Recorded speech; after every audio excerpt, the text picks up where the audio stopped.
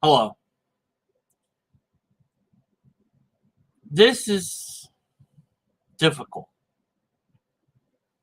This article was something I found looking looking for if this was true. I had heard that there are arguments being made for what's being called afterbirth or post-birth abortions. And it's true. And they've been around for a few years, apparently. And I just didn't know.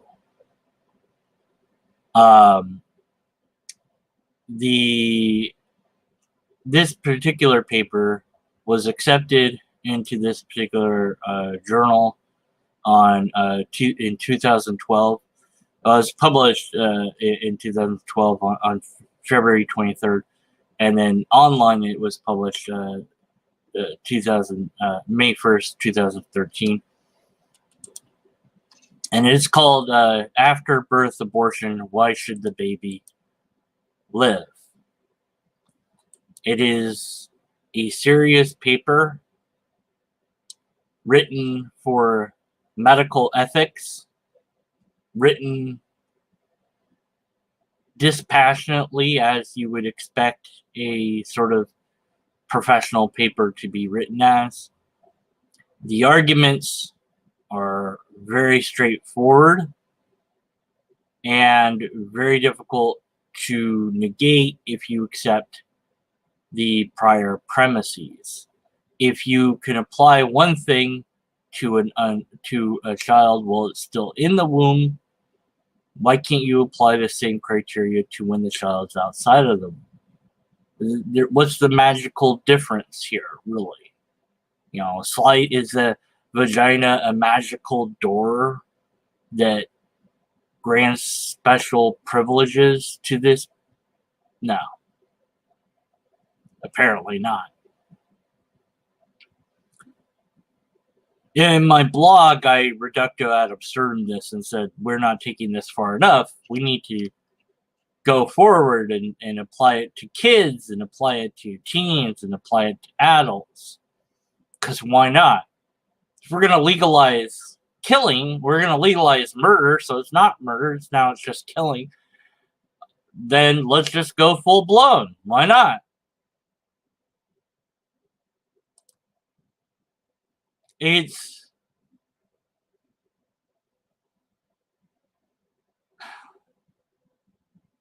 How did we get here? How did it come to this? So we're going to read this article to you. And but first I wanted to play a clip from a movie called The Giver. When was this put out?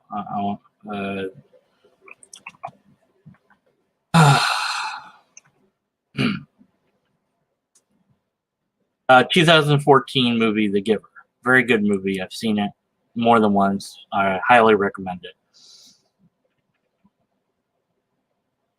So this scene, the people don't know things. Only the giver knows the things.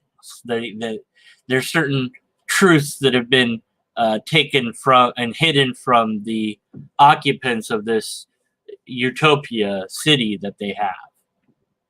And one of those is the great, well, it's not called the Great Beyond, but essentially it's this idea of like, oh, you're going to go over there. That sounds fantastic. But they're talking about, well, we'll see what they're talking about here. So. Thank you for your instructions. That's my father. This one is heavier. More twins. Great. What? Oh, good. For a moment, I thought they'd be exactly the same. Here we go. Then we'd have a problem. Okay. Oh. Thank you, Dinah. Okay. And you, Yes. only one unit less. Ew.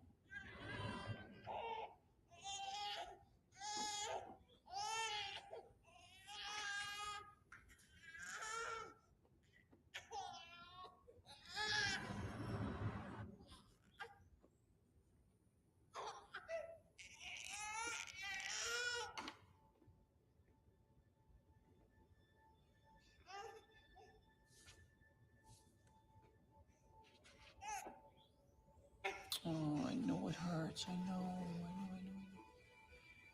I have to use a vein in the ones in your arms. Too teeny. Almost. Done. That wasn't so bad now, was it?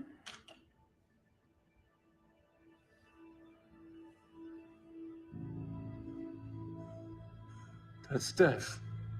Doesn't know what he's doing. Doesn't know what he's doing. He killed him. But he doesn't know what it means. Just like you didn't. Neither did Rosemary. How can he not see the baby isn't moving? Doesn't that tell him something is wrong? The young and the old are killed. Your friend Fiona, she will soon be trained to release as well. That's a lie. She'd never do that. If Fiona understood, We are the only ones who understand it. then it's our fault.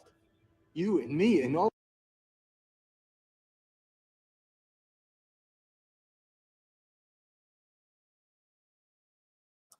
We're not ignorant of what death is and what killing is and what murder is. Of course, murder is simply illegal killing. So once it becomes legal, then it's just killing.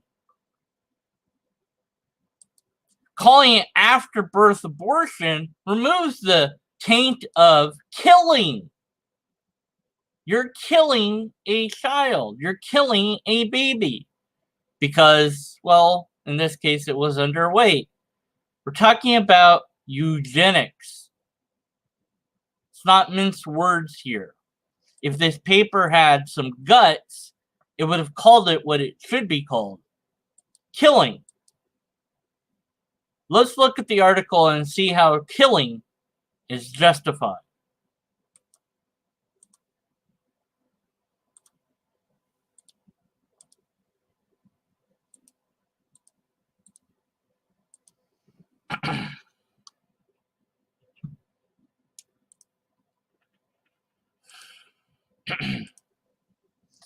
After birth abortion, why should the baby live? Written by these people.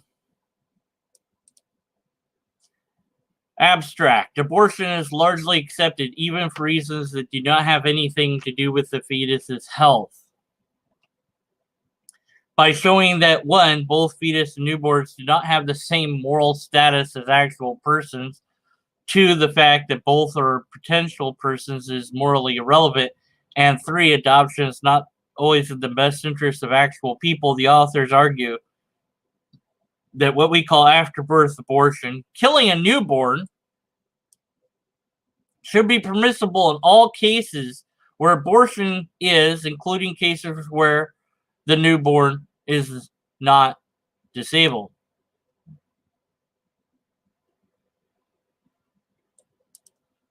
Introduction. Severe abnormalities of the fetus and risk for physical and or psychological health of the women are often cited as valid reasons for abortion. Sometimes the two reasons are connected, such as when a woman claims a disabled child would represent a risk to her mental health. However, having a child itself can be an unbearable burden for the psychological health of the woman or for her already existing children, regardless of the condition of the fetus. This could happen in the case of the woman who loses her partner after she finds out she's pregnant and therefore feels she will not be able to take care of the possible child by herself. A serious psychological problem arises when the same conditions that would have justified abortion become known after birth. In such cases, we need to assess facts in order to decide whether the same arguments that are applied to killing a human fetus can also be consistently applied to killing a newborn human.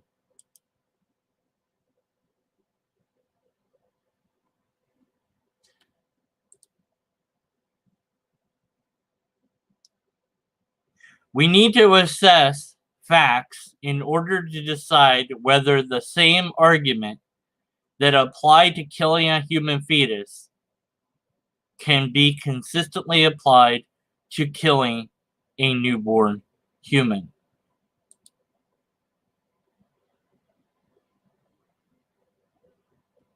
Why stop at newborn? In such cases, we need to assess facts in order to decide whether the same argument can be applied to killing a human fetus can be consistently applied to killing a human. What's the difference? Now, we just found out that the kid is going to have autism. Didn't want a kid with autism. If I had known the kid was going to have autism, I would have had aborted. Time to put him down. Needle in the head, stick him in a box, shove him away. Whatever. This casual disregard of human life should be unprecedented. I've looked at abortion before. My thoughts on it are essentially utilitarian. The most good for the most people. The least harm to the least amount of people. And I maintained that the law can't be that flexible enough to where under certain circumstances abortion would be allowed and under others it wouldn't be. I'm starting to rethink that position after reading through some of this article, and I'm not even done. Whether it matters or not that I'm pro or not pro abortion or how I frame that particular argument, it doesn't necessarily matter to the rest of the world. Just changes a single vote, perhaps. But I have to say, I'm very disturbed by this. And I'm going to have to work out what the illogic is of this argument. Because if I can't point out the logical fallacies, then does that mean it's true? Perhaps if you accept the premises, you must accept the conclusion. So this is a hypothetical syllogism. In which case I must reject the premises, but that means changing my viewpoint on abortion to some degree.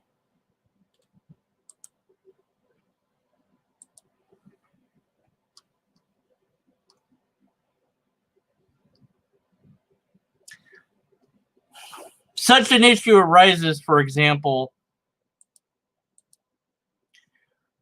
when an anomaly has not been detected during pregnancy or occurs during delivery. Perinatal asphyxia, for instance, may cause severe brain damage and result in severe mental and/or physical impairments comparable with those for which a woman would request an abortion.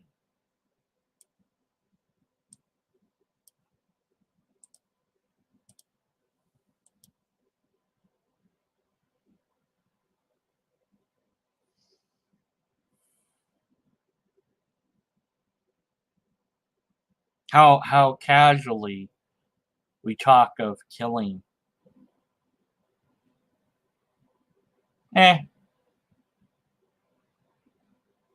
It's fine. Oh, during pregnancy, your baby now has this defect because of the birthing process itself. Well, if I'd known that that was going to happen, would have had it aborted. So let's kill the baby. Kill the baby. Sure, why not? oh, the kid has autism. Kill the baby. The kid's born blind. Kill it. Dyslexia. Kill it. Wrong color hair. Kill it. Wrong sex. Kill it. This is eugenics, pure and simple.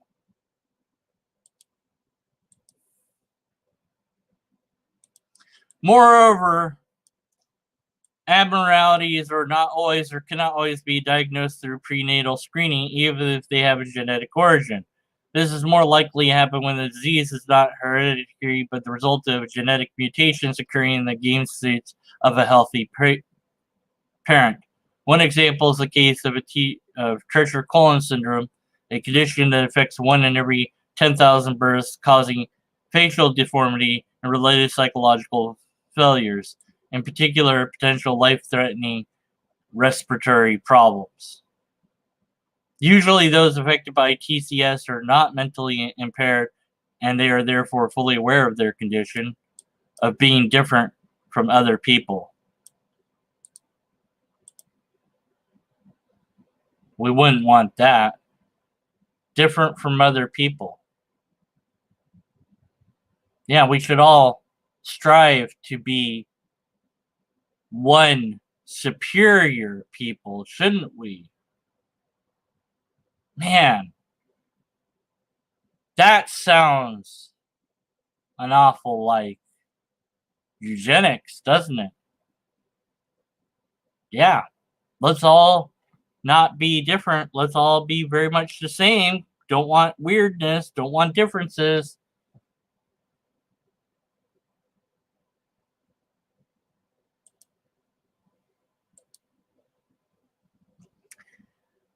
And of all the problems their pathology entails, many parents would choose to have an abortion if they find out through genetic prenatal testing that their fetus is affected by the TCS. However, genetic prenatal tests for TCAs are usually taken only if there's a family history of the disease.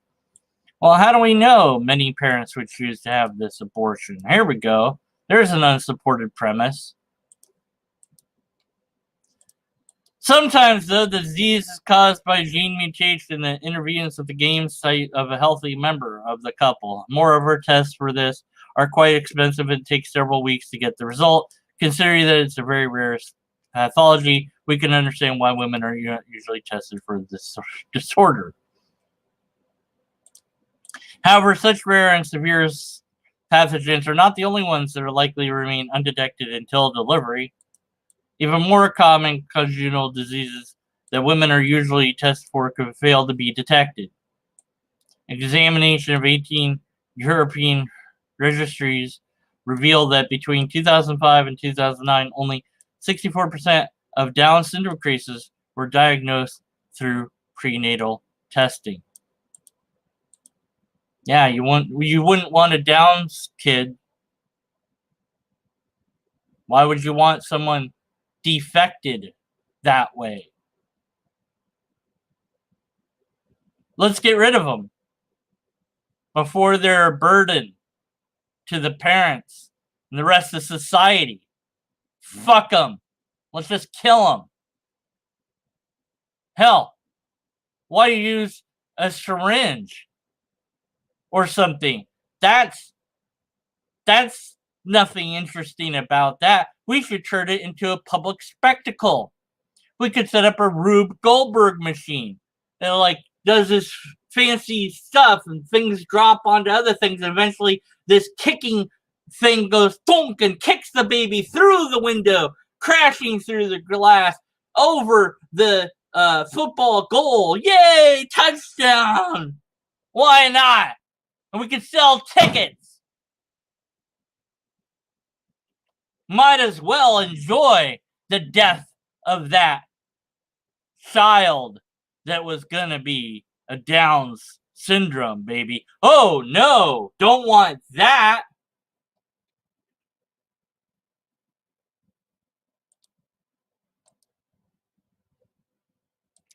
This percentage indicates that, considering only the European areas under examination, about 1,700 infants were born with Down syndrome without parents being aware of it before their birth. Once these children are born, there's no choice.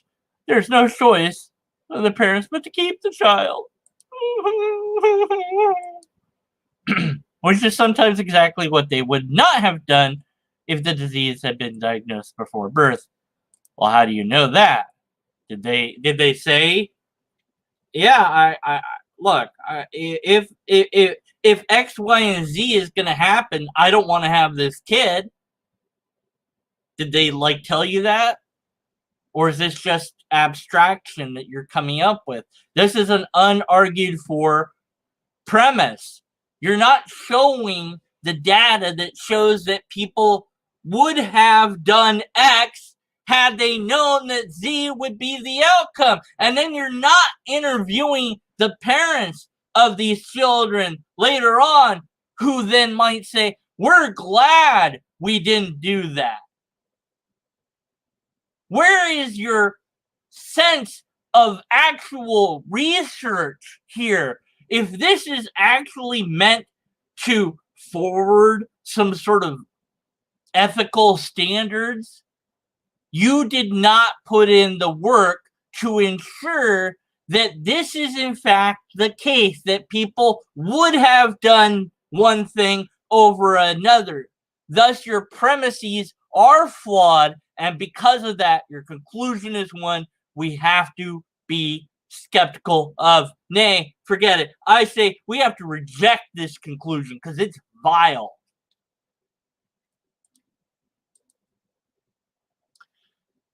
Abortion and after birth abortion. Let's just call it what it is. Abortion and killing.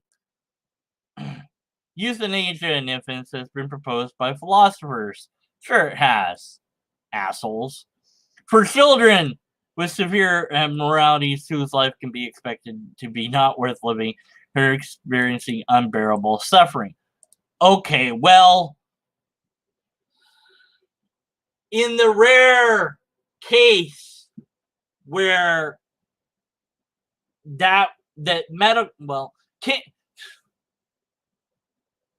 isn't that something that we need to work on then? Shouldn't we devise the technology to make it that the person isn't suffering besides just go straight to death? Aren't we smart enough to come up with something better than just resort to, let's shoot them, just kill them with a gun, just kill them.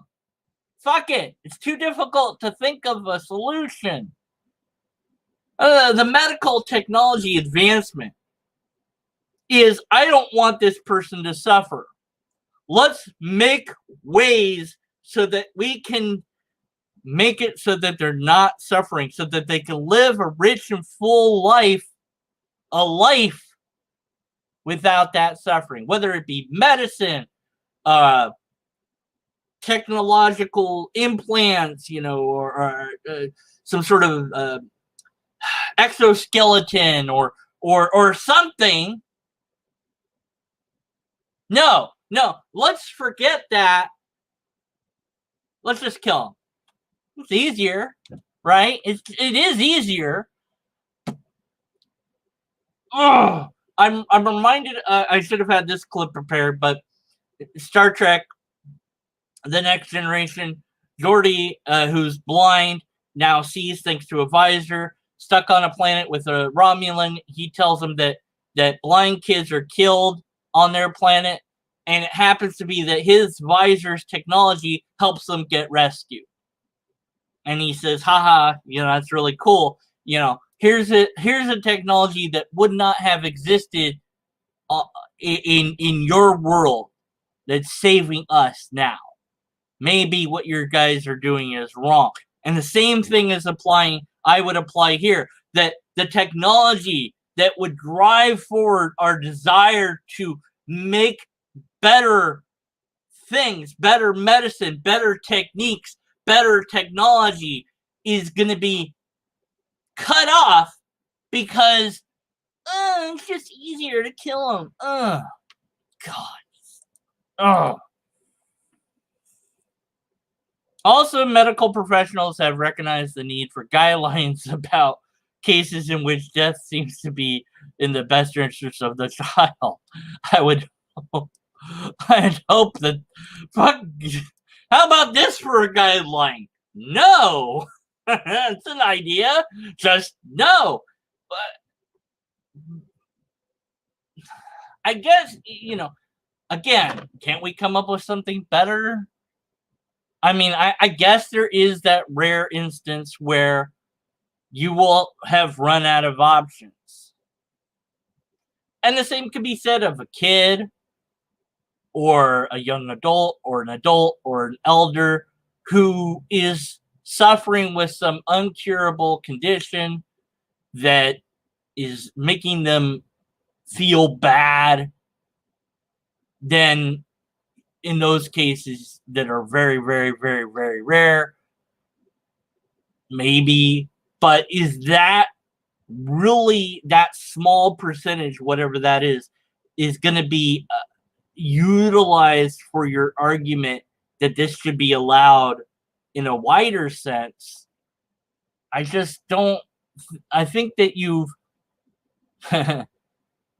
taken the slippery slope and you've actually created a slippery slope argumentation, and that, well, we're already doing this, so why don't we just do the next step? And you're actually progressing it by using that argumentation.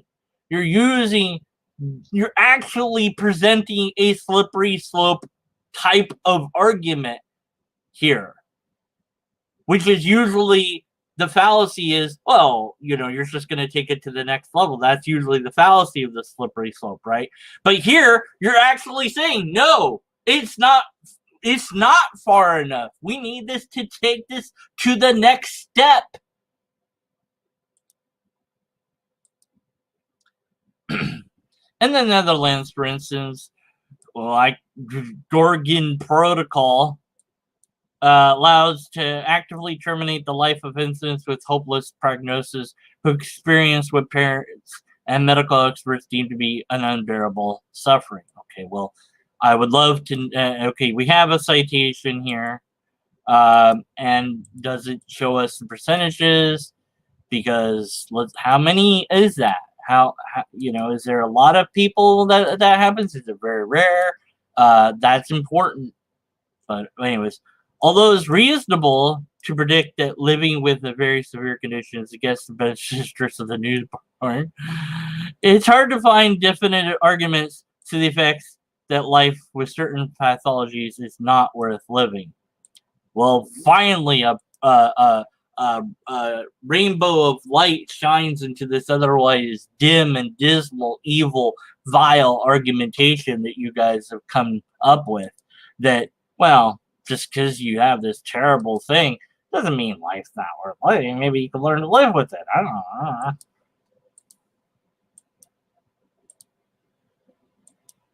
Even when those pathologies would constitute acceptable reasons for abortion.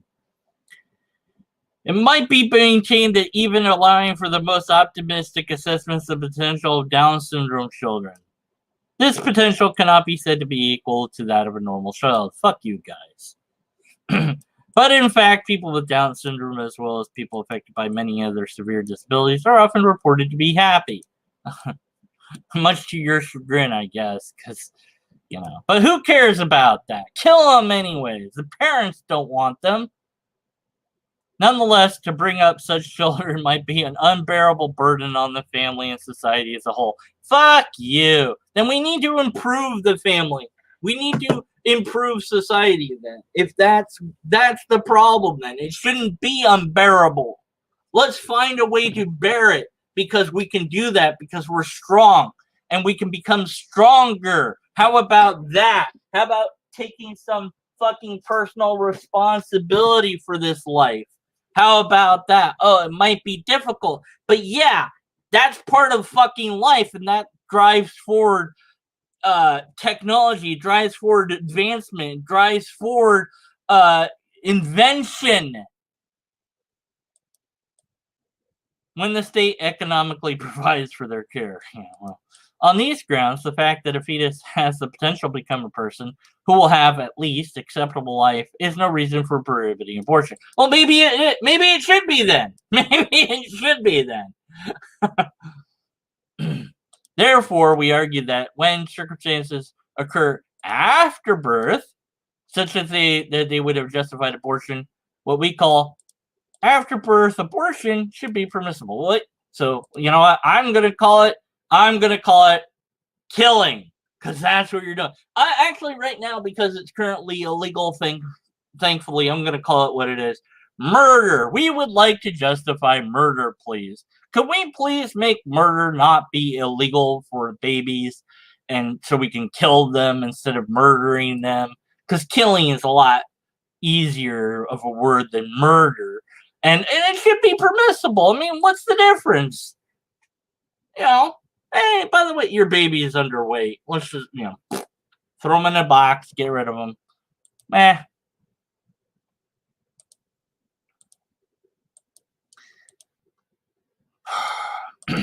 In spite of the oxymoron in the expression, we propose to call this practice after birth abortion rather than infanticide. Why call it what it is? To emphasize that the moral status of the individual killed is compatible with that of a fetus.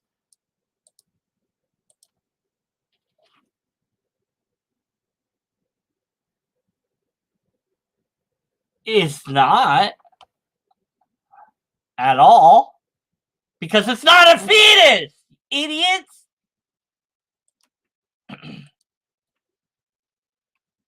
On which abortions in the traditional sense are performed, rather than that of a child. Therefore, we claim that killing a newborn could be ethically permissible in all the circumstances where abortion would be. Fuck you guys. Such circumstances include cases where the newborn has the potential to have at least acceptable life, but the well-being of the family is at risk. How would you determine that? Well, whatever. Accordingly, a second terminological specification is that we call such a practice after birth abortion rather than euthanasia. How about we call it killing babies? Because the best interest of the one who dies is not necessarily primary criterion for the choice, contrary to what happens in the case of euthanasia. Right. Your euthanasia is a very and earlier. See, this is the misdirection and outright lying occurring in this paper, because earlier you did mention euthanasia in certain cases where philosophers have argued, here's euthanasia proposed by philosophers, right? Okay, that's one thing. That is one thing. And I can see that under certain very narrow situations, that would be the only solution that we have, given condition X, Y, and Z. But maybe we should work to not have it be the only option. But nonetheless, it is the only option. Okay, and then we're going to equivocate. We're going to equivocate from that euthanasia to post-birth abortion. And we're gonna make it seem like we're talking. I mean, it's basically the same, but we're admitting now that this isn't euthanasia. This is different. So why bother telling us about euthanasia being proposed by philosophers? What you would want as a reference would be, since euthanasia has nothing to do with after birth abortions, it's a wholly separate topic, then you would need philosophers who propose killing babies, which I suppose you do have in this very article, if these people that wrote it are indeed philosophers, which I suppose to some extent they are, right? But now we have a potential for a circular argumentation here, and of course I don't know why it would matter that it's been proposed by philosophers at all, why that should factor into an argumentation, especially when euthanasia is not the same thing as what you're talking about here, but whatever. So it's not the primary criterion for the choice to kill a baby. I mean, It's different. Yeah, okay. So why'd you bring up euthanasia then?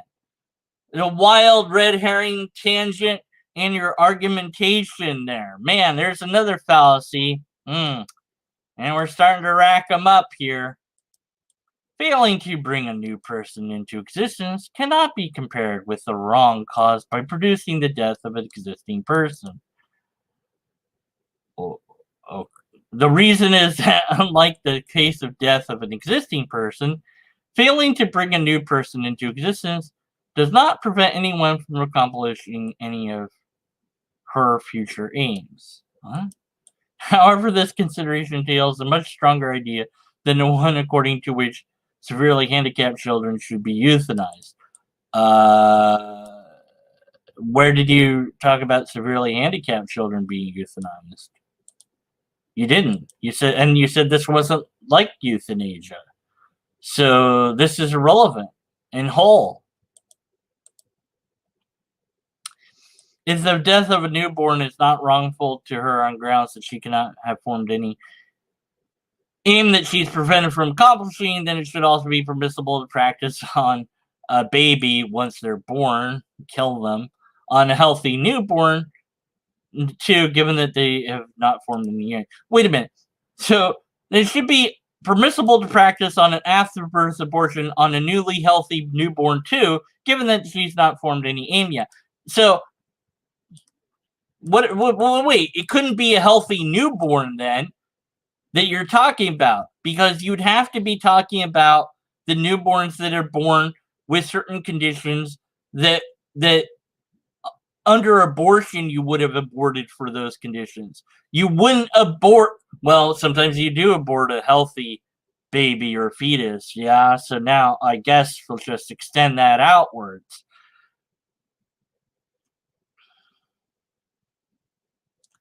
But why stop there? What's the cutoff date? 1 day, 2, 3, 4? How old are we talking about? Like a week? A month? A year?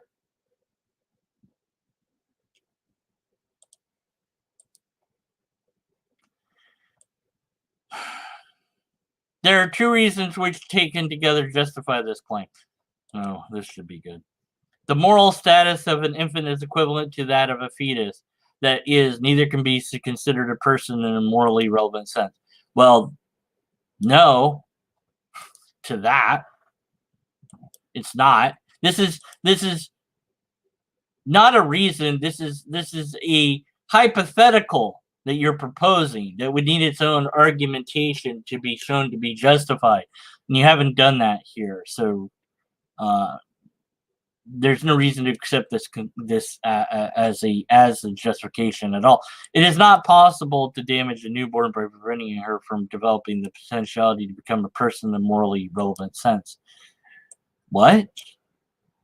It is not possible to damage a newborn by preventing her from developing the potentiality to become a person in a morally relevant sense. But it is. If you abort somebody, you've stopped them from being a somebody. You've stopped them from doing whatever it is they might have done. That's why it's called abort. Abortion. Abort. Stop. Okay? So, where that, of course, we've argued where that cutoff should be, midterm, late term, whatever. And, I don't know where you draw that line. I think that there needs to be better development on these arguments because of natural language, and also because it'd be interesting to figure out when somebody is conscious. When does consciousness form in a human?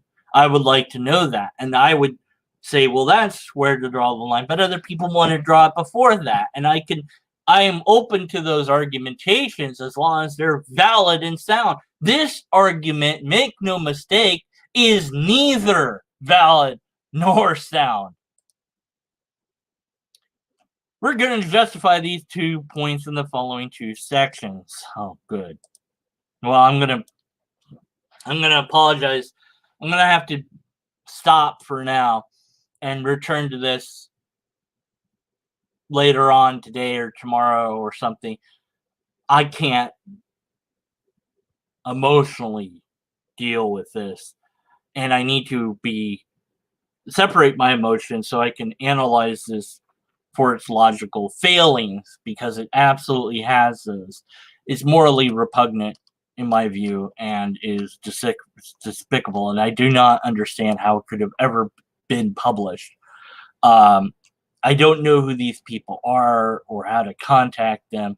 If I did, I would have some things to say to them. And I don't know why they did this or why they felt that this was something to argue for in the first place. And it really bothers me. And so for those emotional reasons, I have to withdraw from now until I can come back and be more reasonable with this particular nonsense. So I would request of any and or all of you that you read through this article, make your own videos about it. And I mean, do make a video, even if it's just audio. I think that more needs to be said about this. So tune in for part 2 at some point. Thanks.